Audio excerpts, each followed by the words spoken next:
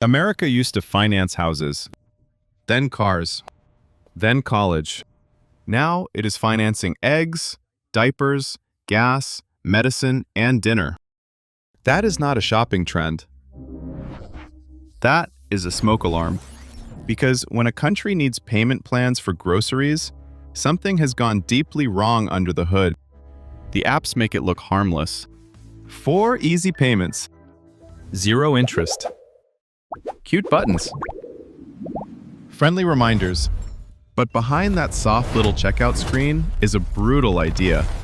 Normal life has become too expensive to pay for all at once. This is not about people buying luxury items they cannot afford. This is about Americans standing in line with milk, bread, baby formula, and toilet paper, then being offered debt like it is a coupon. So today, we are opening the file on 76 everyday things Americans are now financing like they are buying a car. And once you see how ordinary these purchases are, the joke stops being funny very fast. Number 1. Groceries on installments. Inside a Walmart in Ohio, a tired father stands at self-checkout with chicken thighs, bread, bananas, cereal, and the cheapest coffee he could find. Nothing in his cart says luxury. There is no steak, no imported cheese, no ridiculous little jar of organic olives named after a village in Italy. It is just survival with barcodes. Then the screen politely offers him 4 easy payments. Suddenly, dinner is no longer dinner. It is a financial instrument with seasoning. The chicken will be eaten by Thursday. The bananas will turn brown by Friday, and the payment reminders will still be alive next month, tapping him on the shoulder like a tiny debt collector in a blue vest. That is not convenience. That is the economy looking at hunger and saying, "Great news! We found a way to monetize the delay." Number 2. Milk that comes with a payment schedule. At a suburban grocery store in Arizona, a young mother reaches for a gallon of milk while her toddler is trying to commit a felony with a shopping cart. She checks the price, freezes for half a second, then keeps moving because the child still needs breakfast. At checkout, the app offers to split the payment. Milk. The most boring liquid in American domestic life. The thing that expires before anyone finishes it. Now it gets a payment schedule, like a used couch from a furniture warehouse with aggressive radio ads. The milk will be gone in a week, or worse, turn into a suspicious fridge monster. But the payments will remain, quietly marching forward with more discipline than Congress. When dairy needs financing, the problem is not that people forgot how to budget. The problem is that basic life got promoted to luxury status without asking permission. Number 3. Eggs becoming a financial event. In a Kroger parking lot in Georgia, a retired couple sits in their car staring at a receipt like it just confessed to a crime. The culprit is not lobster. It is eggs. 1 carton. 12 fragile little breakfast grenades, priced like they were hand-delivered by a celebrity chicken with a law degree. The husband jokes that maybe they should lock them in a safe. The wife does not laugh, because the app has already offered a payment plan. Now every omelet comes with emotional paperwork. They cracked the eggs today, but the debt survives breakfast, lunch, and probably the argument about whether they should have bought oatmeal instead. That is the new magic trick. The food disappears, the obligation stays. America looked at breakfast and said, "What this really needs is a financing department." Somewhere, a chicken is demanding royalties. Number 4. Diapers in 4 easy payments. In a Target outside Dallas, a sleep-deprived mother pushes a cart with one hand while holding a baby who has the facial expression of an unpaid landlord. The mission is simple. Diapers. Not a vacation, not a handbag, not a luxury candle that smells like coastal ambition. Diapers. A product designed to prevent a tiny human from turning the living room into a crime scene. At checkout, the price lands like a slap with a receipt attached, and the payment app offers relief in 4 parts. The baby needs them now. Biology does not offer a billing extension, but the system does, smiling like it just solved parenthood. By the time the last payment hits, those diapers are already in a landfill, having lived a fuller life than the family's checking account. Congratulations, America! Even poop management has entered the debt economy. Number 5. Gas to drive to the job that pays for the gas. At a gas station in Pennsylvania, a warehouse worker fills his tank before a 12-hour shift. He is not driving for fun. He is not taking a scenic road trip with sunglasses and a playlist about freedom. He is buying the privilege of reaching the place that will pay him just enough to repeat this exact ritual next week. The pump numbers climb like they have personal enemies. Then his phone offers a pay later option. Gas, the product that literally vanishes while you use it, can now follow him into the future. He burns it on the highway before the first payment even clears. That is not financial flexibility. That is a treadmill with headlights. He is borrowing from Friday's paycheck to arrive at Monday's exhaustion. The car gets fuel, the job gets a worker, and the app gets to pretend this is empowerment. Number 6. Rent split into smaller panic attacks. In a small apartment in Phoenix, a customer service worker opens her rent app at midnight because apparently anxiety now has office hours. The number on the screen is not surprising. That is the worst part. It is exactly the amount she expected, which somehow makes it more insulting. A service offers to split the rent, smooth the payment, soften the blow. Beautiful. The largest bill in her life has been redesigned to feel like ordering a subscription box full of panic. Nobody lowered the rent. Nobody fixed wages. Nobody built cheaper housing in the 30 seconds it took the interface to load. They just put a prettier handle on the cage. Now she can pay part today, part later, and spend the rest of the month being financially haunted by her own ceiling. That is not housing stability. That is eviction fear with better graphic design. Number 7. Utility bills with a friendly button. In a Florida duplex, a father opens the electric bill while the air conditioner coughs in the background like it is also worried. The family used lights, cooked dinner, charged phones, washed clothes, and committed the unforgivable sin of not wanting to sleep inside a toaster. The bill arrives anyway, wearing numbers that feel personally hostile. Then comes the offer. Split the payment. Keep the lights on now, deal with the math later. It sounds reasonable because darkness is not exactly a lifestyle choice. But here is the trap. They are still paying for last month's electricity while using this month's electricity to receive reminders about next month's electricity. It is a hamster wheel powered by anxiety and ceiling fans. The grid supplies power. The app supplies denial. And somehow, the household becomes a tiny power plant for recurring financial dread. Number 8. Prescription copays like a shopping cart item. At a pharmacy counter in Michigan, a man waits under fluorescent lights, holding a paper bag with his prescription inside. No one in that line is trying to flex. Nobody is buying medicine because it matches their outfit. He needs the pills because his body has filed an official complaint and refused to settle out of court. The cashier says the copay. His face does the small, private collapse people try to hide in public.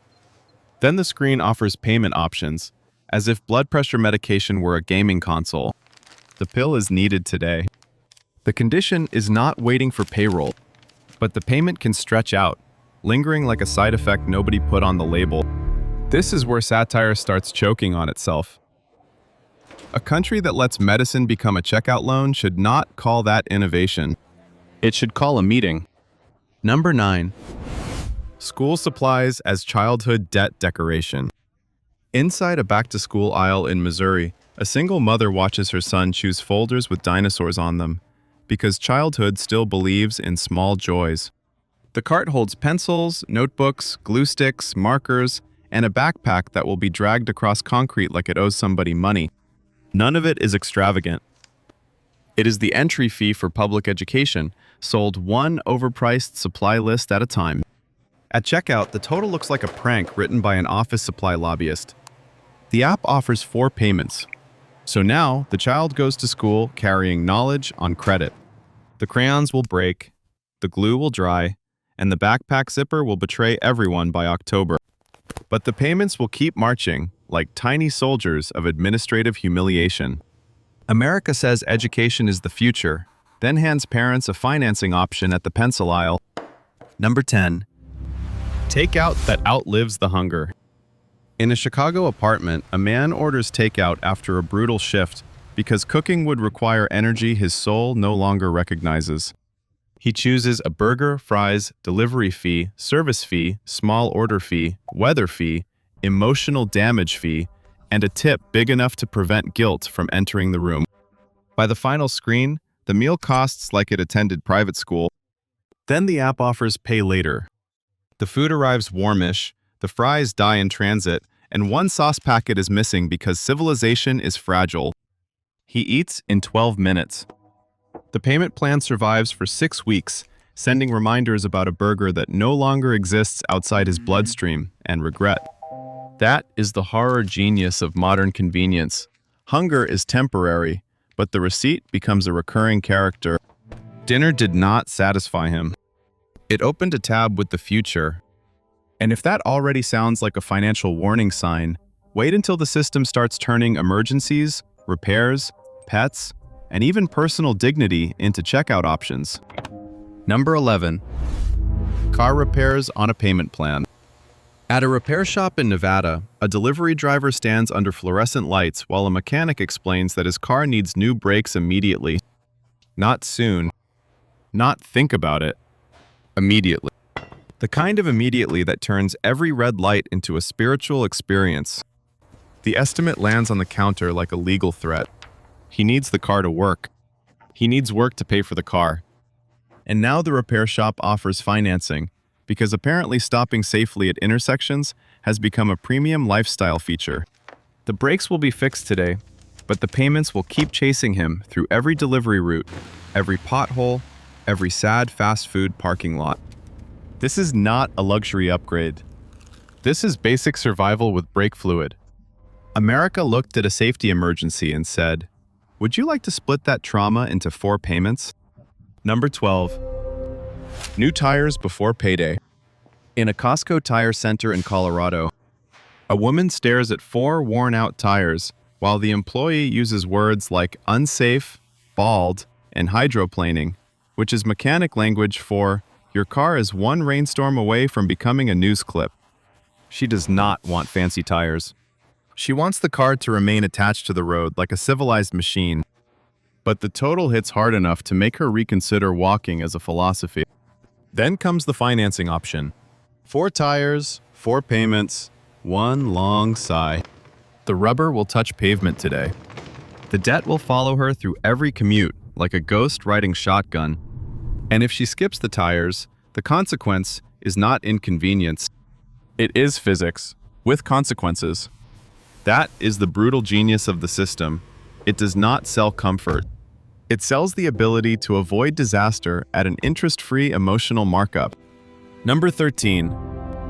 Oil changes that feel like surgery. At a quick lube shop in Indiana, a man pulls in for what should be a simple oil change.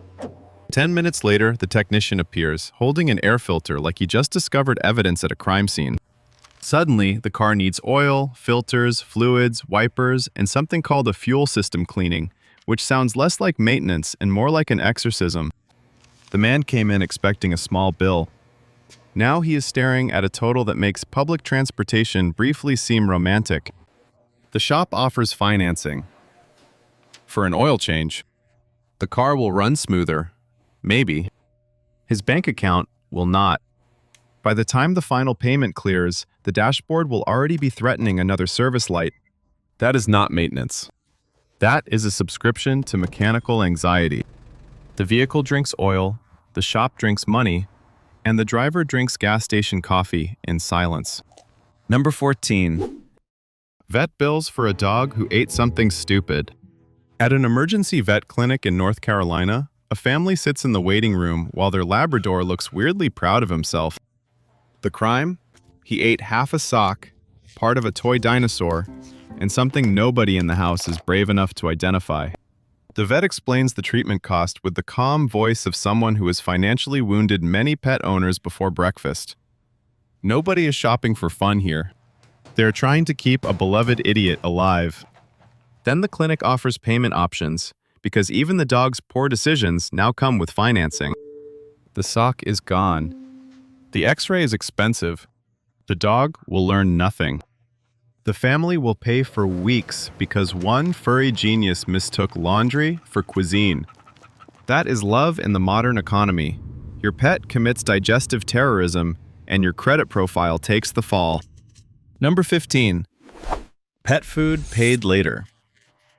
In a PetSmart aisle in Tennessee, an older man picks up the special food his cat apparently requires because normal food is now beneath her medical and emotional standards. The bag is small, the price is enormous, and the cat at home will still act like she is doing him a favor by eating it. He checks the label, checks his bank balance, and quietly chooses the payment plan. Pet food has entered the debt economy. The cat will finish the bag, reject the next flavor, vomit on a rug, and continue judging everyone from a windowsill. But the payment reminder will arrive with perfect discipline. The system knows something pet owners already understand. Love makes people financially vulnerable. Nobody wants to tell a sick animal, "Sorry, your prescription salmon blend is not in the budget." So the app steps in and monetizes guilt with whiskers. Number 16. Dental work split into monthly regret. At a dental office in California, a man sits in the chair pretending to be calm, while the dentist explains that one cracked tooth is turned into a small architectural collapse. There is a crown, maybe a root canal, possibly a payment plan, and definitely a moment where he regrets every hard candy he ever trusted. Dental pain has a special cruelty. You cannot ignore it. You cannot bargain with it. It sits inside your skull, like a tiny landlord banging on the pipes. The front desk offers financing with the gentle tone of someone handing out bad news in a spa. The tooth gets fixed. The bill becomes a roommate. For months, every automatic payment reminds him that one molar briefly became the most expensive thing in his personality. In America, even chewing can become a long-term financial relationship. Number 17. Eyeglasses, because seeing clearly got expensive. At an optical store in New Jersey, a woman tries on frames while squinting at price tags she ironically cannot read without the glasses she is trying to buy. The exam is done. The prescription is ready. Her eyes have officially resigned from doing unpaid labor.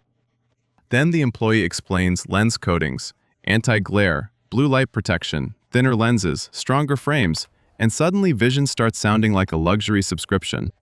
She chooses the cheapest pair that does not make her look like a substitute math teacher from 1998. The screen offers financing. Seeing clearly now has monthly terms. The glasses will help her read road signs, work emails, medicine labels, and bills she wishes she had never opened. But the payments will hang around like a second prescription, one for her eyes, one for her wallet. Apparently, clear vision is affordable, as long as your future self chips in. Number 18. Phone repairs for a device already financed. In a mall kiosk in Texas, a teenager hands over a cracked phone with the expression of someone presenting a wounded soldier. The phone is not even fully paid off yet. That is the first joke. The second joke is the repair estimate. The third joke is that everyone still needs the phone because modern life has been designed around a fragile glass rectangle that becomes useless the moment it kisses concrete. The repair guy offers a payment option. So now the family is paying for the phone, paying to repair the phone, and paying for the service plan that somehow did not prevent this financial slapstick. The screen will be replaced today. The payments will continue, like a curse with facial recognition. This is not technology. This is a hostage situation with apps. The phone broke once. The budget breaks every month. Number 19. Insurance deductibles that arrive like ambushes. At a body shop in Minnesota, a man looks at his dented car after someone backed into him in a grocery store parking lot and left without a note, because, apparently, accountability also has supply chain issues. The damage is not dramatic enough for television, but it is expensive enough to ruin the week. Insurance covers part of it, which sounds comforting until the deductible walks into the conversation wearing steel-toed boots. He still has to pay hundreds before help even begins. The shop offers financing. Fantastic. Now the accident has a sequel. The dent will disappear, the paint will shine, and the payments will remain like a souvenir from a stranger's bad parking. That is the beauty of modern coverage. You can be insured and still feel mugged. Protection exists, but first, please enjoy this surprise bill with installment options. Number 20. Emergency towing with a side of debt. On the side of a highway in Kansas, a woman stands beside her dead car while trucks scream past at 70 miles an hour and her hazard lights blink like tiny orange panic attacks. The engine gave up without warning because machines enjoy dramatic timing. The tow truck arrives, and for a brief moment, she feels saved. Then the driver mentions the fee. Suddenly, the rescue has a price tag large enough to make walking into a cornfield seem reasonable. The payment option appears because even being stranded now comes with financing. The car gets dragged to a shop where another bill is waiting, like the final boss. The tow itself will be paid off after the memory of standing beside traffic has already become a personal trauma documentary. In America, even getting rescued can send you a receipt with a payment schedule. Number 21. Therapy sessions with installment options. In a small therapy office in Oregon, a man sits on a soft gray couch, trying to explain why he feels constantly exhausted, anxious, and financially trapped. The therapist listens carefully, nods, and helps him name the problem. Then the front desk hands him the bill, and the problem immediately develops a sequel. The session was useful. The price is less soothing. So the payment option appears because apparently healing now comes with monthly terms. He came in to discuss stress and leaves with a fresh payment schedule, which is either deeply ironic or the most American plot twist ever written. His anxiety gets professionally acknowledged, then financially extended. The app says this makes care accessible. Maybe it does. But it also means emotional survival has been placed in the same category as a sectional sofa. Congratulations, your mental health now has financing. Number 22. Gym memberships paid like a medical debt. At a chain gym in Nevada, a man signs up after seeing an ad about becoming his best self, which is corporate language for, "We hope your insecurity has a debit card." The monthly fee sounds manageable until the enrollment fee, maintenance fee, annual fee, cancellation policy, and mysterious towel fee enter the room like a legal team. Then comes the option to split the cost. Fitness becomes another payment plan. He is not training for the Olympics. He is trying to walk upstairs without seeing the light. But even that now requires financial choreography. The gym gets paid whether he shows up or not. His future self pays for the optimism his current self felt for 14 minutes on a Tuesday. That is not wellness. That is a treadmill for your bank account. And somehow, it has better endurance than you do. Number 23. Running shoes bought while running from bills. Inside a sporting goods store in Colorado, a woman tries on running shoes after her doctor gently suggests exercise in the voice people use when they are trying not to say, "Your knees are filing complaints." She does not want luxury sneakers.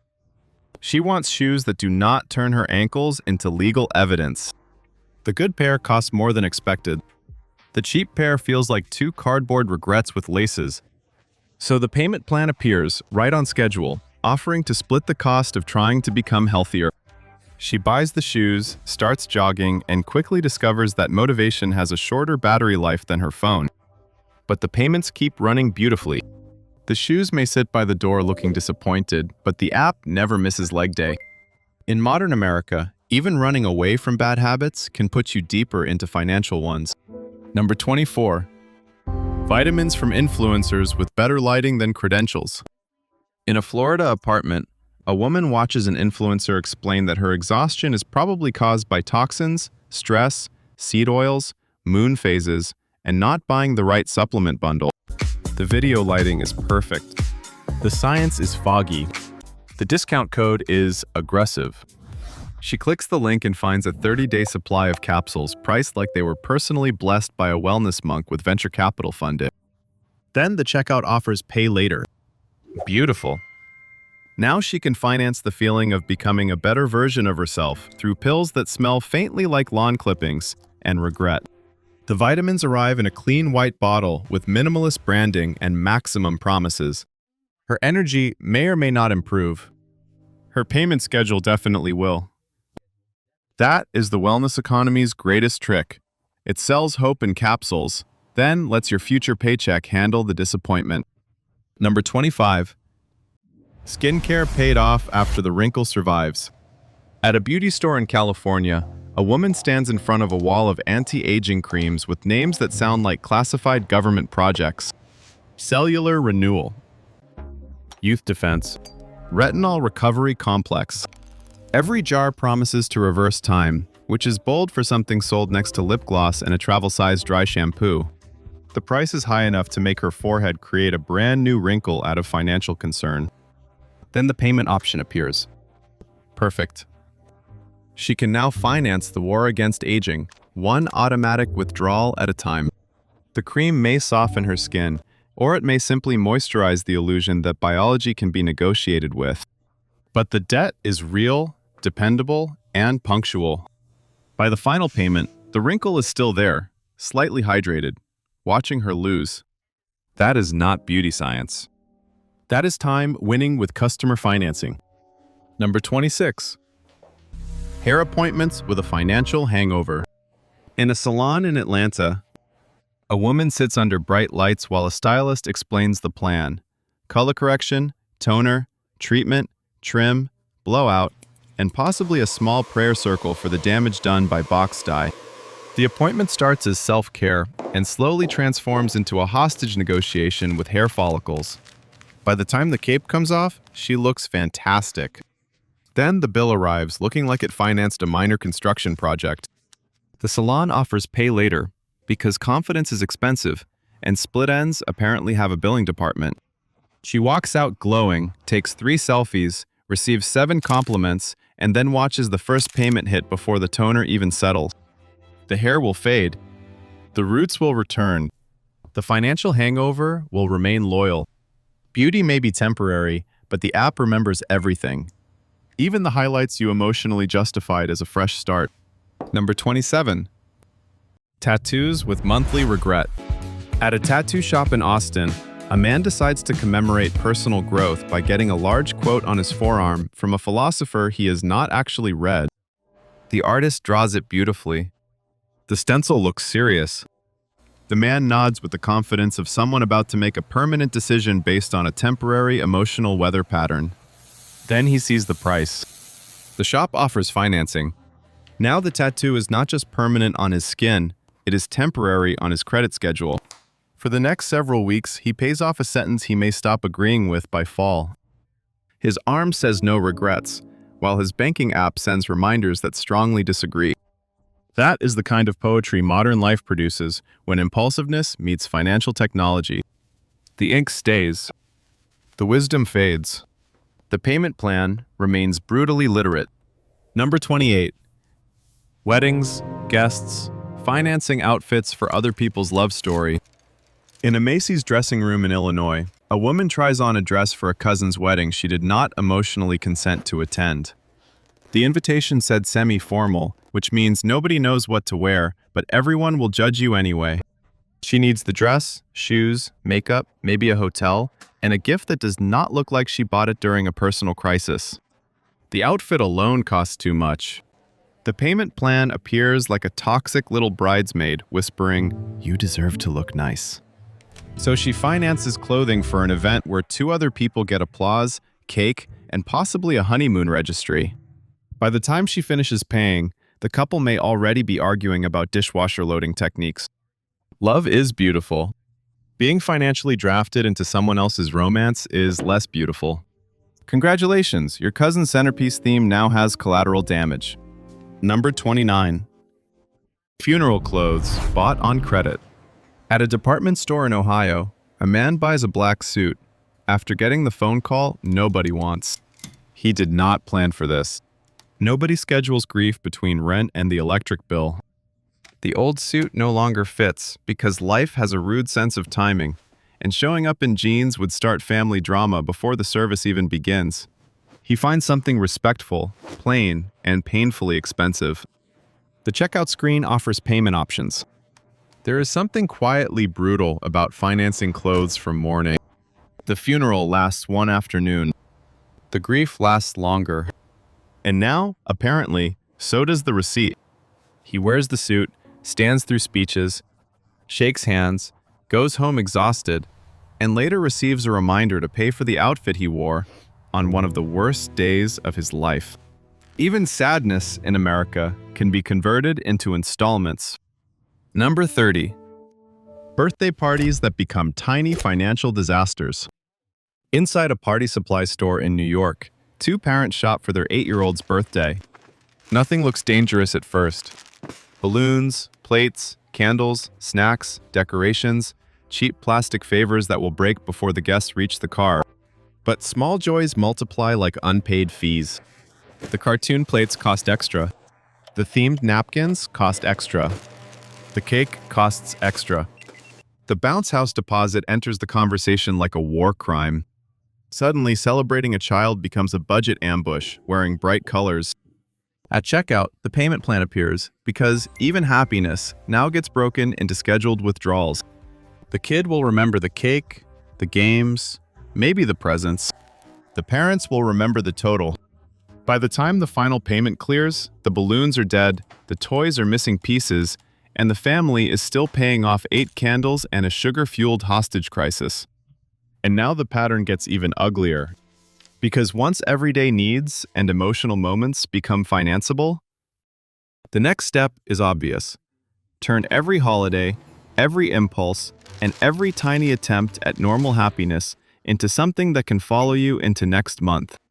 Number 31. Christmas gifts with a January hangover. In a suburban Target in Wisconsin, a father is buying Christmas gifts at 10:47 p.m. with the face of a man being hunted by holiday expectations. His daughter wants one toy, his son wants another, his wife's family expects something thoughtful, and every shelf looks like a financial trap wearing glitter. The cart is not extravagant. It is mostly plastic, batteries, wrapping paper, and guilt. Then, checkout presents the magic phrase, "Pay in 4." Suddenly, Christmas becomes a quarterly earnings report with candy canes. The kids will tear through the gifts in 9 minutes, lose the small pieces by breakfast, and ask for batteries the box did not include.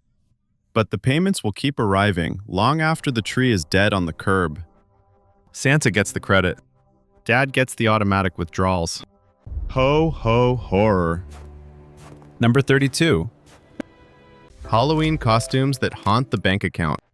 At a Halloween store in New Jersey, a mother watches her teenage son hold up a costume that looks like it was made from $6 of fabric and $40 of licensing fees. He needs it for a party, which means the situation has already become socially non-negotiable. The mask smells like plastic regret. The cape is thinner than a napkin. Somehow the total is high enough to feel like a misdemeanor. Then, the payment plan appears. Perfect. Now the family can finance an outfit designed to survive exactly one night, 3 selfies, and 1 spilled soda. By November, the costume will be crushed in a closet beside decorations nobody wants to organize. The payments, however, remain beautifully alive. America has achieved something special here. Even pretending to be a monster now creates real financial consequences. Number 33. Valentine's Day panic with financing. In a mall jewelry store in Florida, a man stares at Valentine's Day necklaces under lighting designed to make both diamonds and bad decisions sparkle. He forgot the holiday until his phone reminded him, which means romance has already entered emergency mode. The salesperson smiles with professional sympathy and shows him a pendant priced like it contains a tiny mortgage. He knows it is too much. He also knows showing up with gas station flowers again might turn dinner into a courtroom drama. Then, financing appears. 4 easy payments for 1 desperate gesture. She may love it. She may not. Either way, the app will remember his panic with perfect accuracy. By the final payment, the chocolates will be gone, the flowers will be dead, and the necklace may be sitting in a drawer. Cupid shot an arrow. The checkout screen filed the paperwork. Number 34. Bulk shopping that needs its own loan. At a warehouse club in Texas, a couple loads their cart with bulk toilet paper, detergent, frozen chicken, cereal, paper towels, and a tub of pretzels large enough to survive a regional emergency. The whole point was to save money by buying in bulk, which is adorable until the register produces a number that looks like a small appliance purchase. The husband says, "At least it lasts," which is what people say when they are negotiating with fear. Then, the payment plan appears. Now the saving strategy needs financing. The toilet paper will slowly disappear one roll at a time, the detergent will leak in the laundry room, and the pretzels will go stale because nobody actually needed 9 pounds of them. But the debt stays organized. Bulk shopping promised value. The app turned it into a Costco-themed hostage situation. Number 35. Flat pack furniture, fully assembled debt. Inside an IKEA in Illinois, a young couple stands beside a flat-packed bookshelf with a Swedish name that sounds like a minor stomach condition. They just moved into their first apartment and want the place to feel adult, which apparently requires particle board, tiny screws, and a relationship stress test disguised as furniture. The price seems manageable until the cart also contains lamps, storage bins, hangers, candles, and 6 items nobody remembers choosing. Financing appears at checkout. Beautiful. Now their home improvement journey has monthly consequences. They spend Saturday assembling the shelf, arguing over instructions, losing one wooden peg, and discovering the unit leans like it has legal problems. By the time the final payment clears, the bookshelf may already be sagging under books they never read. That is modern nesting, building a life together, one financed Allen wrench meltdown at a time. Number 36. Headphones paid for after they disappear. At a Best Buy in Arizona, a college student buys headphones because his old pair died in one ear, the universal sign that technology wants attention. He needs them for online lectures, work calls, music, and ignoring strangers on public transportation. The decent pair costs too much. The cheap pair looks like it will break if someone coughs near it. The payment option appears, wearing the friendly smile of a trapdoor. He chooses the good pair and tells himself it is an investment in focus. 2 weeks later, he leaves them in a rideshare. Now, he is paying for silence he no longer owns. The app still sends reminders with emotional precision, collecting money for an object currently enjoying a mysterious second life in someone else's backpack. Noise cancellation worked beautifully. Unfortunately, it also canceled his financial judgment. Number 37. Gaming controllers with real-world damage. In a gaming store in Ohio, a man in his 30s buys a high-end controller because the old one drifts, which is gamer language for, "My equipment is betraying me, and definitely not my skill." He tells himself it is necessary, competitive, strategic. The controller has paddles, lights, grips, and a price tag that suggests it should also cook dinner. At checkout, financing appears. Fantastic! Now, his digital victories can be supported by real-world debt. That night, he loses 7 matches, blames lag, and nearly throws the brand-new controller across the room before remembering he still owes 3 payments on it. The enemy team gets the win. The app gets the money. He gets a blinking reminder that rage quitting is free, but replacing equipment is not. Modern gaming, imaginary wars, very real billing cycles. Number 38. Air fryers bought to save money. At a home improvement store in Michigan, a homeowner buys an air fryer after convincing himself it will save money by making restaurant-style food at home. This is how the trap begins, with optimism and a coupon. The box shows golden fries, crispy wings, and a smiling family that has clearly never cleaned an appliance basket full of burnt cheese. The price is higher than expected, but the payment plan makes it feel harmless. He brings it home, uses it aggressively for 9 days, then slowly returns to ordering takeout because washing parts is apparently where dreams go to die. The air fryer becomes a countertop monument to financial self-deception. The payments continue while it sits beside the toaster, collecting grease and moral judgment. He bought it to stop wasting money, then financed the machine that watches him waste money. Number 39. Subscription boxes full of financed clutter. In a Los Angeles apartment, a woman signs up for a subscription box after watching an ad promise curated joy delivered monthly to her door. The box contains candles, tiny snacks, face masks, socks, and objects whose purpose becomes less clear the longer she looks at them. It feels cute at first. Then the renewal hits. Then another. Then the app offers a payment plan for the annual upgrade, because apparently surprise clutter can now be financed in advance. She tells herself it is self-care. Her closet disagrees loudly, stuffed with unopened boxes like a museum of small regrets. By spring, she is still paying for winter-themed lifestyle items she never used. The company calls it Discovery. Her bank account calls it being slowly attacked by decorative nonsense. Happiness arrived in cardboard. Debt arrived with tracking information. Number 40. Mattresses for sleep that costs extra. At a furniture store in North Carolina, a man tests a mattress while a salesperson hovers nearby using words like lumbar, cooling, and premium sleep ecosystem, which is a heroic way to describe a rectangle people pass out on. He needs better sleep because his back sounds like microwave popcorn every morning. The good mattress costs enough to make insomnia seem financially responsible. Then financing appears, naturally, because even unconsciousness has become expensive. He signs the agreement and tells himself health is worth it. The mattress arrives late, smells weird for 2 days, and his dog claims the best spot immediately. The payments begin with military discipline. He sleeps slightly better, but now wakes up to bank alerts.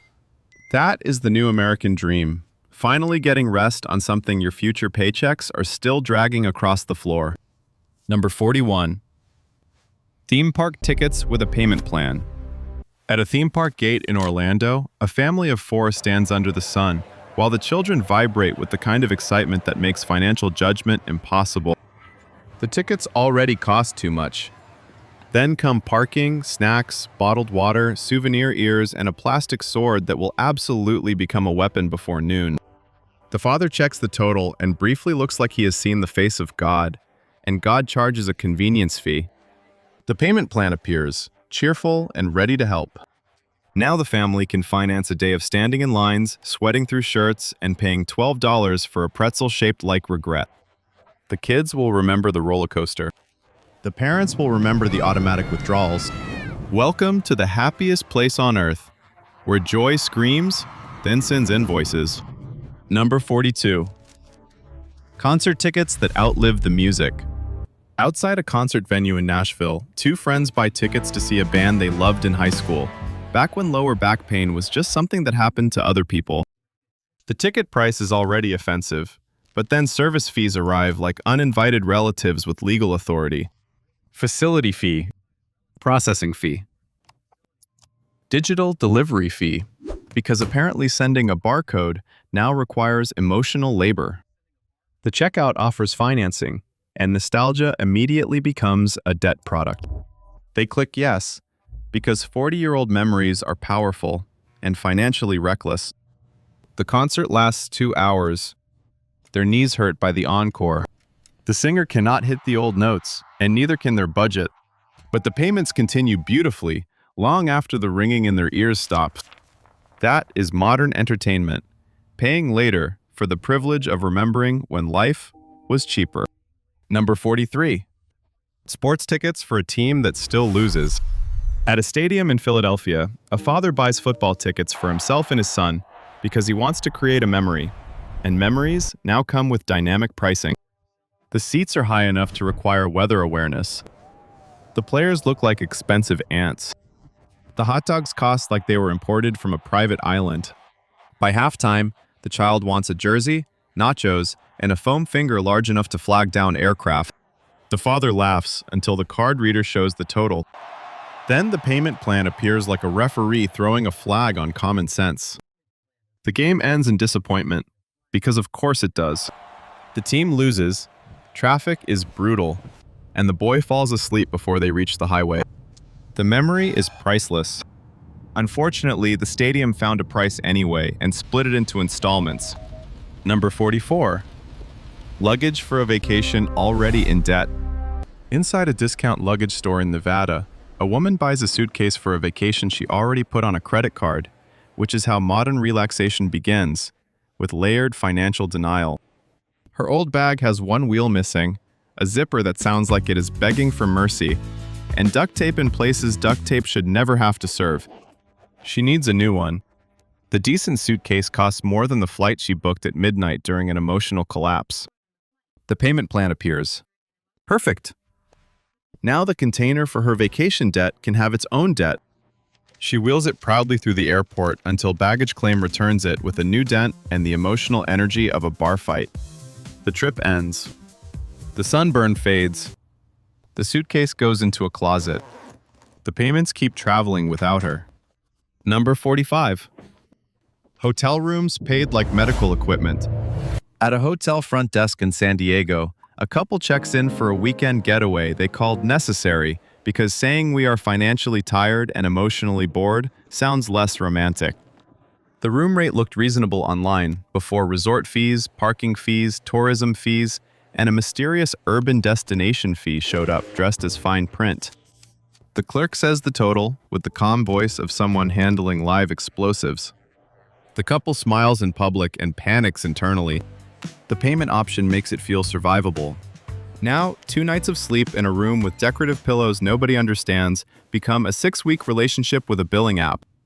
They will remember the ocean view, the overpriced breakfast, and the air conditioner that sounded like a lawnmower in a closet. The hotel calls it hospitality. Their bank account calls it a financially assisted nap.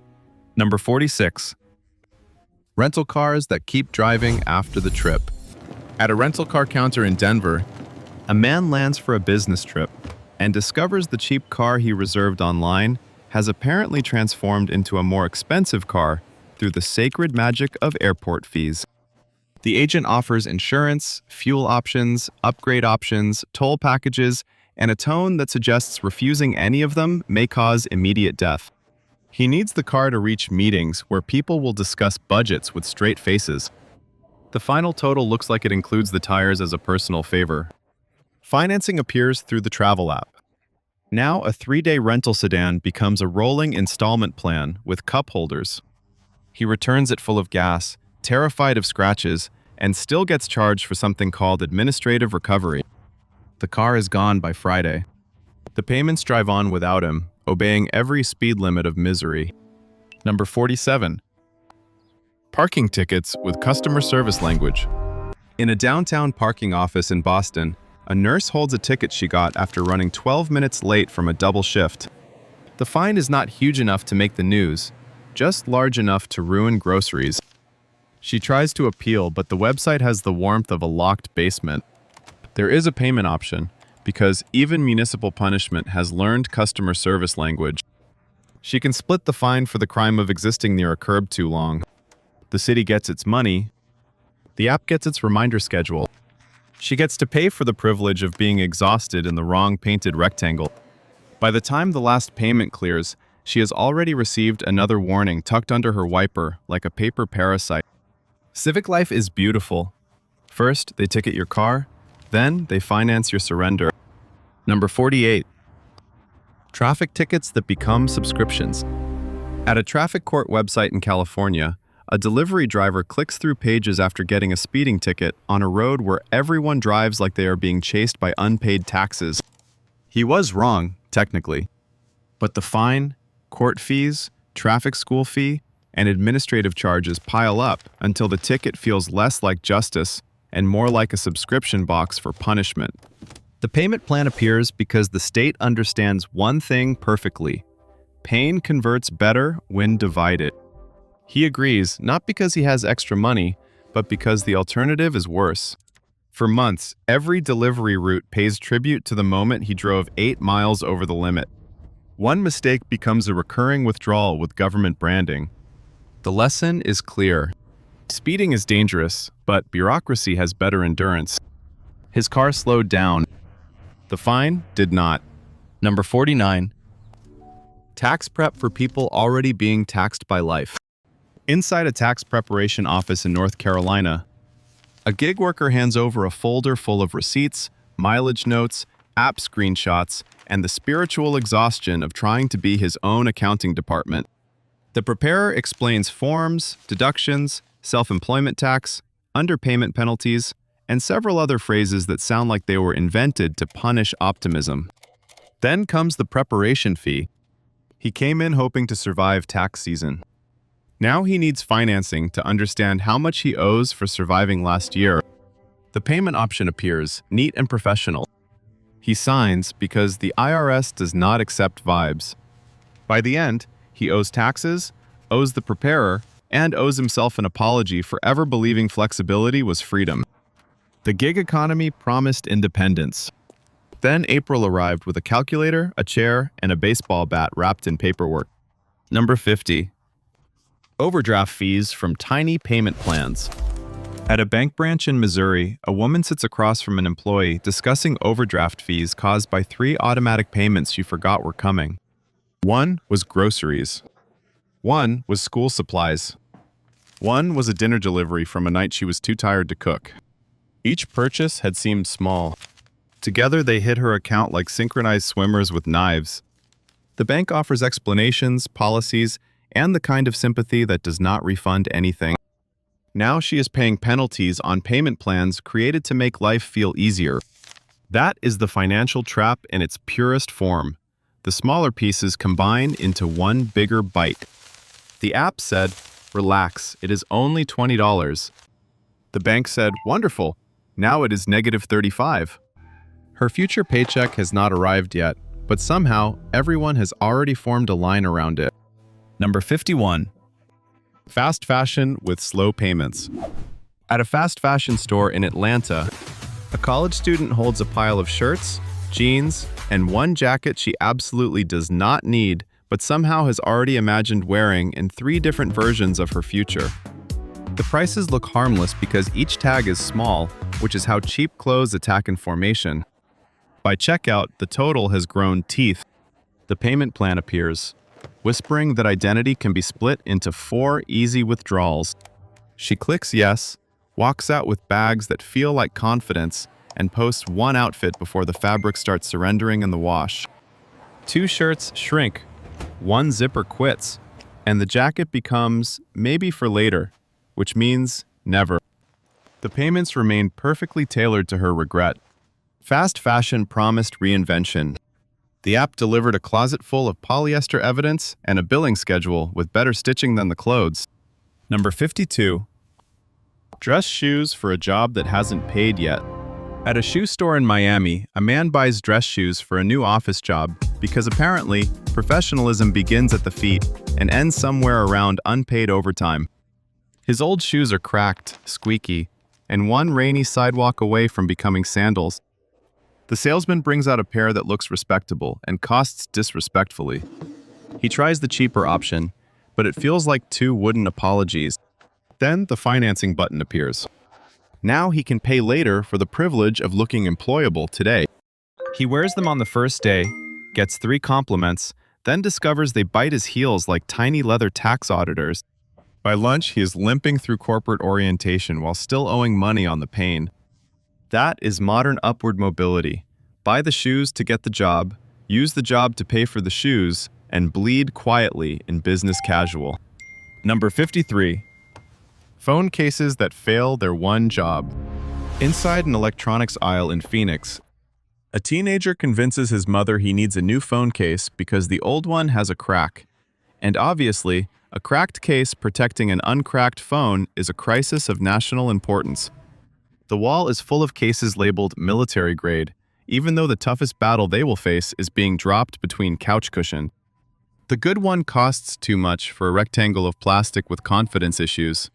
The payment option appears. His mother pauses, tired from saying no to things that somehow become arguments with Wi-Fi. She agrees. 2 weeks later, he drops the phone anyway, shattering the screen with the precision of a financial curse. Now they are paying for the case that failed emotionally, while preparing to finance the repair it failed to prevent. Protection, apparently, has excellent marketing and terrible combat performance. Number 54. Kitchen supplies for a new life. At a home goods store in Ohio, a newly divorced man buys kitchen supplies for his new apartment because nothing says fresh start like standing alone beside a wall of discounted spatulas. He needs plates, pans, towels, a trash can, and one sad little coffee maker that looks like it understands custody schedules. None of the items are exciting. They are the basic equipment required to live indoors without eating cereal from a measuring cup. But together, the total hurts. The payment plan appears with the emotional timing of a bad friend. He accepts because rebuilding a life apparently comes with checkout financing. The pans will scratch, the towels will fade, and the coffee maker will produce liquid disappointment every morning. But the payments will keep arriving, reminding him that even starting over now requires a subscription to survival. Divorce split the household. The app split the bill. Number 55. A ladder for a roof leak that refuses to die. At a hardware store in Kentucky, a homeowner buys a ladder after discovering a roof leak during a thunderstorm because houses love revealing problems when the sky is actively attacking. He is not renovating. He is not chasing some dreamy farmhouse aesthetic from a television show hosted by people with suspiciously clean jeans. He just wants water to stop entering the living room like an uninvited roommate. The ladder costs more than expected. So do the tarp, sealant, gloves, flashlight, and emergency bucket that somehow feels symbolic. Financing appears at checkout. Now the leak has a payment plan. He climbs up, slips once, swears loudly enough to alarm the neighbor's dog, and still does not fully fix the problem. By next rain, the ceiling stain returns like a brown ghost. The roof keeps dripping. The app keeps collecting. Homeownership remains America's most expensive prank. Number 56. Washing machines and the price of clean underwear. In a laundromat in Queens, a woman realizes her apartment washer has died mid-cycle, leaving wet clothes trapped inside like hostages in a detergent-based disaster. The repair quote is absurd. The replacement price is worse. So she stands in an appliance store 2 days later, choosing between machines that all promise efficiency while quietly threatening her rent money. The sales associate mentions financing because apparently clean underwear now qualifies as a major capital investment. She signs. The washer arrives, beeps proudly, and immediately requires special detergent, special hoses, and a warranty conversation that sounds like a ransom note. The clothes get clean. The budget does not. Every spin cycle becomes a reminder that adulthood is mostly paying for machines that prevent your life from collapsing into smell. The old washer flooded the floor once. The new one floods the calendar with payments. Number 57. Rent-to-own couches that own you back. At a furniture rental showroom in Las Vegas, a young couple signs for a couch because their apartment currently contains 2 folding chairs and the emotional atmosphere of a waiting room. The salesperson explains low weekly payments with the confidence of a magician hiding a raccoon in his jacket. The couch is not fancy. It is brown, softish, and large enough to absorb remote controls and unpaid dreams. The weekly amount sounds tiny until multiplied by time, which is where math removes its mask and starts swinging. They sign anyway because sitting on the floor loses its charm after the 3rd meal. 6 months later, they have paid enough to question reality and still do not technically own the couch. The cushions sag. The contract does not. Rent to own is a beautiful phrase until you realize the couch is renting you. Number 58. Car batteries that shock the budget. At an auto parts store in South Carolina, a man buys a replacement battery after his truck dies in the parking lot of a dollar store, which is an impressively rude place for machinery to stage a rebellion. He had planned to buy paper towels and leave. Instead, he is now calling rides, lifting a hood, and listening to strangers offer advice with the confidence of unpaid mechanics. The new battery costs more than his entire original shopping trip by a humiliating margin. The payment plan appears. He accepts because the truck is not decorative. It gets him to work, groceries, appointments, and every obligation pretending to be optional. The battery restores power. The debt drains his next paycheck. That is the joke. The truck starts again, but the financial engine sputters. Congratulations, sir. Your vehicle has been revived, and your budget is now on life support. Number 59. Buying back your own tools. Inside a pawn shop in Oklahoma, a man buys back his own tools after pawning them 2 weeks earlier to cover rent. The tools are scratched, familiar, and sitting behind the counter like kidnapped relatives waiting for ransom. He needs them for side jobs, and he needs side jobs because the rent ate everything else. The fee to reclaim them lands with quiet cruelty. Then, a payment option appears through a finance partner, which is almost too absurd to process. He is now financing the return of objects he already owned, so he can work more hours to avoid pawning something else next month. The circular logic is so perfect it should be displayed in a museum of economic traps. The drill comes home. The debt comes with it. Nothing says freedom like paying interest-adjacent fees to recover your own hammer from capitalism's lost and found. Number 60. Cold medicine for a household plague. At a grocery store pharmacy in Seattle, a woman buys over-the-counter cold medicine, tissues, cough drops, soup, and electrolyte drinks because her entire household has turned into a sneezing war zone. She is not shopping. She is managing a tiny domestic plague with a debit card and dead eyes. The cart looks harmless until the total appears, swollen by convenience, brand names, and the brutal fact that being sick makes decision-making collapse. The payment plan option shows up like a nurse with a side hustle. She chooses it because nobody wants to comparison shop while their sinuses are filing a class action lawsuit. The medicine will be gone in days. The tissues will become a mountain. The children will recover first and immediately regain destructive energy. The payments, however, will remain congested in her account. Even the common cold now leaves a financial aftertaste. Number 61. Allergy medicine for a face under attack. At a pharmacy in Arizona, a grandfather stands in front of the allergy medicine shelf while his eyes water like he just watched a documentary about abandoned puppies. He needs pills, nasal spray, eye drops, and maybe the emotional support of a folding chair. Pollen season has turned his face into a public emergency. The prices, however, look like the flowers have hired a collection agency. At checkout, the payment option appears. Fantastic! Now sneezing can be split into 4 manageable financial episodes. The medicine will help for a week, maybe 2 if he rations it like a Cold War bunker supply. The payments will outlive the pollen count, arriving after his nose has finally stopped trying to escape his body. Nature attacked him for free. The pharmacy monetized the defense. Somewhere, a tree is laughing through a cloud of debt. Number 62. Baby formula with financial engineering. In a grocery store in Minnesota, a father buys baby formula at 6:30 a.m. with the hollow stare of a man who has slept in 15-minute chapters. The baby needs food now. Not after payday. Not when the budget recovers. Now. The can is small, the price is not. And every parent in that aisle knows the quiet panic of doing math while holding a crying child. Then the app offers payments. Baby formula, the literal fuel for a tiny human, now enters the world of financial engineering. The baby will drink it, spit some of it onto a blanket, and demand more, like a screaming shareholder. The debt will remain neat, silent, and scheduled. This is not irresponsible spending. This is survival with a scoop inside. When feeding an infant requires checkout financing, the economy is not struggling. It is making eye contact with disaster.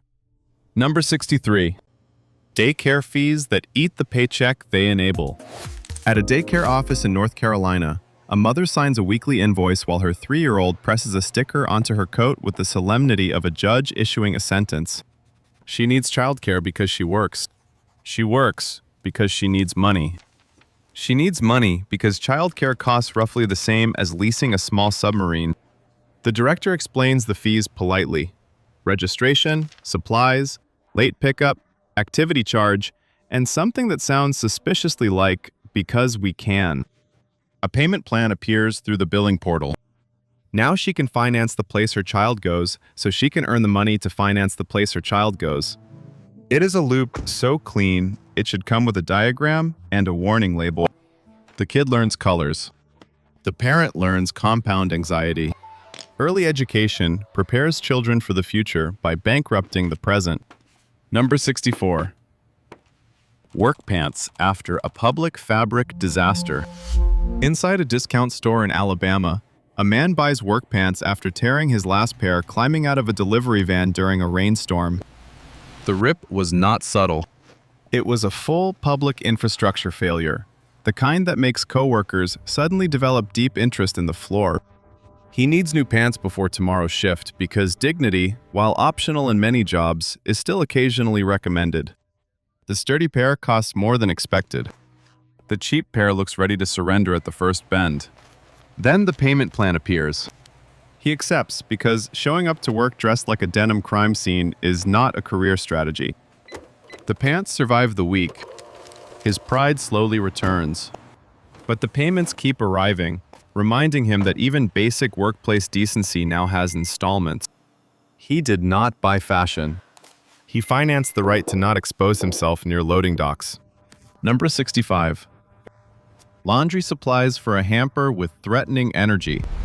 At a laundromat in Los Angeles, a college student buys detergent, dryer sheets, stain remover, and a roll of quarters because her apartment machine has been temporarily unavailable since the previous presidential administration.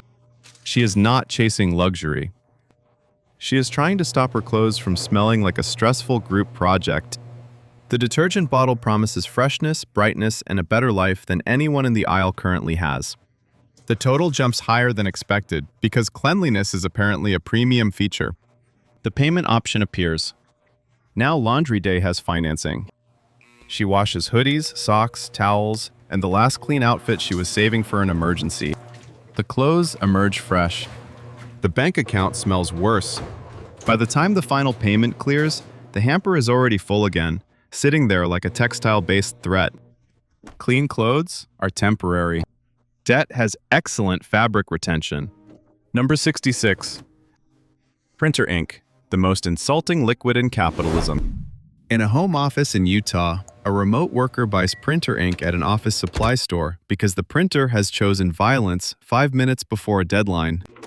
The cartridge is tiny, locked in plastic security packaging, and priced like it contains endangered minerals and a secret government file. He needs to print one document. 1. The printer refuses black ink because cyan is low, which is how machines practice emotional manipulation. At checkout, financing appears. Printer ink, the most insulting liquid in capitalism, can now be paid over time. He installs it, prints 12 pages, and watches the ink level drop like a stock market crash. The deadline is met. The resentment is permanent. The payments continue for a cartridge that will dry out before anyone understands why printers still exist. Humanity invented rockets, vaccines, and smartphones, then somehow lost the war to office ink. Number 67. Space heaters for a house losing the war against winter. At a hardware store in Maine, a homeowner buys a space heater after the furnace starts making a noise that sounds like a ghost trapped inside a washing machine. The repair company cannot come until Tuesday, which is excellent news for anyone hoping to experience pioneer life indoors. He needs heat tonight. The heater is small, the box is cheerful, and the price tag acts like it personally knows his bank balance. The payment plan appears. Now warmth comes with installments. He brings it home, plugs it in, and immediately starts calculating whether comfort is worth the electric bill it will summon later like a second monster. The room gets warmer. The finances get colder. By morning, the dog has claimed the heater, the furnace still sounds haunted, and the app has scheduled its first reminder. Survival used to be firewood. Now it is plastic, watts, and deferred regret. Number 68. Kids' shoes for feet, sponsored by Chaos. At a kids' shoe store in Tennessee, a father watches his son try on sneakers after the old pair suddenly became too small, because children grow like they are being sponsored by Chaos. Last month, the shoes fit. This month, the toes are staging a prison break. The father asks if there is a cheaper pair. The child points at the glowing ones because, of course, the financially dangerous shoes also have lights. The total is ridiculous for something that will be destroyed by playground gravel, puddles, and one mysterious substance no adult can identify. Financing appears. He agrees, not because it is smart, but because the kid needs shoes and public school frowns on barefoot personal branding. The lights will die. The soles will peel. The child will outgrow them before the family emotionally recovers. Parenting is watching tiny feet sprint through money with excellent acceleration. Number 69. Flea medicine after a parasite coup. In a veterinary clinic in Oregon, a woman pays for flea medicine after her rescue dog brings home a problem so small it requires a magnifying glass, and so expensive it requires prayer. The dog scratches. The couch is suspicious. The carpet has become enemy territory. The vet recommends medication, treatment, prevention, and cleaning supplies, all delivered with the calm tone of someone describing a natural disaster with a loyalty program. The total hits hard. The payment option appears. Now fleas, creatures with no jobs and no respect for property rights, have created a financing event. She pays because once parasites enter the home, negotiation ends.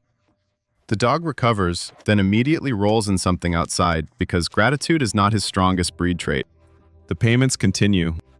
This is the modern pet economy. An insect jumps 6 inches, and your bank account falls down a flight of stairs. Number 70. Shipping a gift that costs more than the gift. At a small-town post office in Iowa, a woman ships a package to her sister and discovers that sending a box across the country now costs like it is being escorted by armed diplomats. The package contains homemade cookies, a sweater, and a birthday card with $5 inside, which is adorable until postage eats the entire emotional value of the gesture. The clerk offers tracking, insurance, faster shipping, and a tone that suggests the package might otherwise wander into a swamp. The payment option appears through the shipping app. Now affection has logistics financing. The cookies may arrive crushed. The sweater may arrive late. The $5 inside will feel like an insult compared to the cost of sending it. But the debt will travel flawlessly. Nothing says family love like paying later for the privilege of mailing baked goods through a national obstacle course. Number 71. Passport renewal with installments. At a passport office in Maryland, a woman pays extra to renew her passport before a trip she already regrets financially. The vacation was supposed to be affordable, which is travel industry code for we hid the real cost in 11 separate places. Now she needs the passport fee, the photo fee, the expedited fee, and the emotional fee of standing in a government building under lighting that makes everyone look wanted. The payment option appears through the travel site. Beautiful. Now, permission to leave the country comes with installments. The passport will arrive late enough to cause panic, then sit in a drawer for years, like an expensive blue rectangle of optimism. The trip will last 5 days. The payments will last longer than her tan. Freedom of movement, apparently, now has a checkout screen and a scheduling conflict. Number 72. DMV fees that turn a sticker into drama. At a DMV in California, a man renews his registration after waiting in a line that appears to have been designed by people who hate chairs. He brought documents, patience, and a level of spiritual numbness usually reserved for airport delays. Then, the fees appear. Registration, smog, late charge, processing charge, and something that sounds like the state just sneezed into a calculator. The payment plan option appears online. Now the legal permission to keep driving his own car becomes another mini loan with license plates. He pays because not driving is not an option, and getting pulled over would simply upgrade the disaster. The sticker arrives in the mail looking tiny and unimpressed. It goes on the plate in 3 seconds. The payments stay longer, like the government found a way to make a sticker financially dramatic. Number 73. Home security after one stolen package. At a home security kiosk in Georgia, a nervous homeowner buys cameras after someone stole a package from his porch. The stolen item was a $20 phone charger, but the emotional damage was priced much higher. The salesperson shows him doorbell cameras, motion sensors, cloud storage, smart locks, and a monthly plan that turns paranoia into a subscription. The total becomes terrifying enough to make crime look like the smaller business model. Financing appears. Now he can pay later to watch strangers not steal things in high definition. The cameras go up, the app sends alerts every time a squirrel blinks, and the family spends 3 weeks investigating shadows, like unpaid detectives. The charger is still gone. The debt is not. Home security promised peace of mind. Instead, it gave him live-streamed anxiety and a payment plan with night vision. Number 74. Pest control after a cockroach coup. In a kitchen in Louisiana, a woman sees one cockroach cross the floor with the confidence of a landlord collecting rent. One roach is never one roach. It is an ambassador. By morning, she is calling pest control while staring at the cabinet like it has betrayed her family. The technician arrives, inspects, nods gravely, and explains treatment packages with the seriousness of a military briefing. The price is rude. The payment option appears. Now insects have pushed the household into short-term financing. The spray works. Maybe. The traps sit under the sink like tiny crime scenes. Every crumb becomes suspicious. The family eats dinner with one eye on the baseboards. The roach may be dead, but its economic legacy survives. Nothing says modern living like being financially outmaneuvered by a creature that can survive nuclear rumors and still fit behind your toaster. Number 75. Emergency plumbing at 2 in the morning. At 2:14 a.m. in a basement in Pennsylvania, a homeowner stands ankle-deep in water while a pipe sprays like it is auditioning for a disaster movie. He does not need a plumber tomorrow. He needs one before the washing machine starts floating toward the stairs. The emergency plumber arrives with tools, boots, and pricing that suggests water damage is only the opening act. The repair is necessary, immediate, and emotionally violent. Then the financing option appears. Excellent. Now indoor plumbing has joined the dead economy. The leak stops, but the basement smells like wet cardboard and defeat. The deductible is questionable. The towels are ruined. The payment reminders arrive later, calm and professional, as if they were not born from a midnight indoor flood. The pipe burst once. The bill keeps spraying for months. Number 76. Hot water with monthly payments. In a garage in Wisconsin, a family discovers the water heater died when the morning shower turns into an Arctic punishment ritual. The father hears screaming from the bathroom and briefly wonders if a crime occurred. No, just cold water. The replacement quote arrives before breakfast and hits harder than the shower did. A water heater is not glamorous. Nobody brags about it at parties unless they want to be abandoned near the snack table. But without it, the whole house becomes a survival documentary. The installer offers financing. Now, hot water, humanity's basic reward for not living in a cave, comes with monthly payments. The new unit hums in the corner, proud and expensive. Everyone showers again. Peace returns. Then the app sends the first reminder.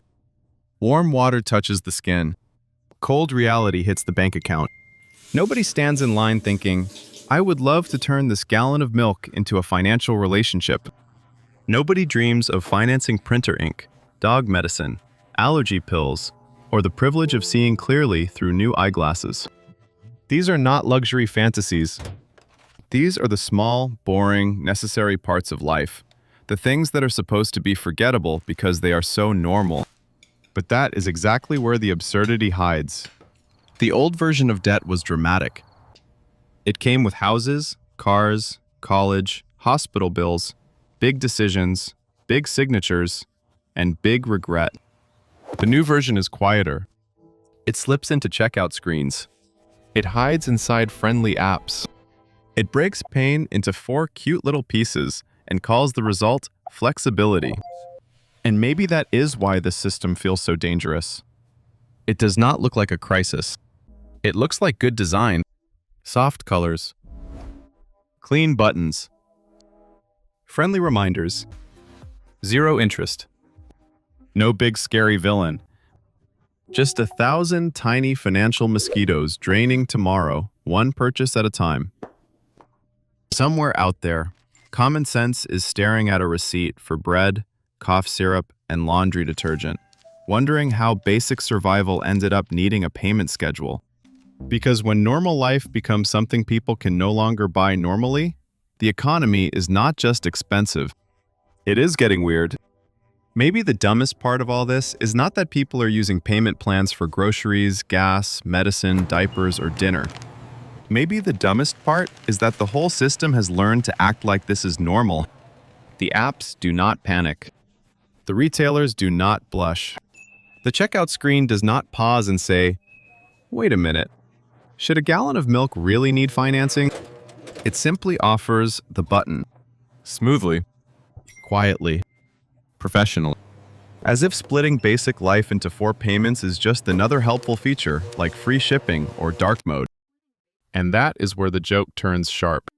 Because buy now, pay later did not invent financial pressure. It did not create high rent, low wages, medical bills, car repairs, childcare costs, grocery inflation, or the 1,000 little expenses that chew through a paycheck before the person even touches it.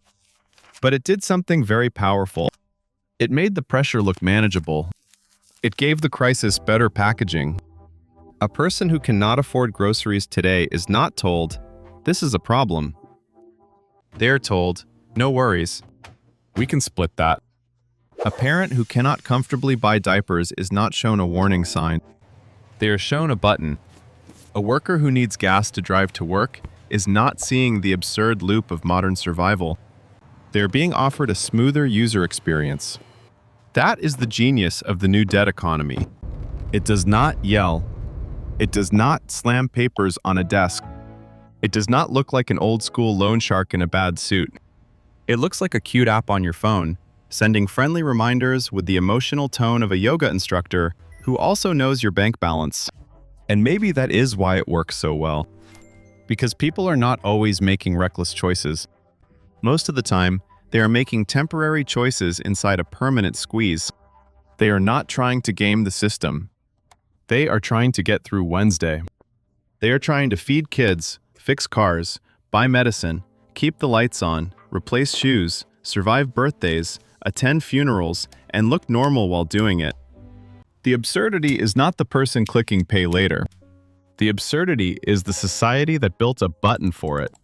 So the next time a checkout screen offers 4 easy payments on something painfully ordinary, do not just look at the price. Look at the story underneath it. Because when eggs, diapers, rent, medicine, and dinner all come with installment plans, that is not just convenience. That is a confession. This has been the Idiot Economy, where common sense gets repossessed, reality comes with late fees, and modern life somehow found a way to turn Tuesday into a loan.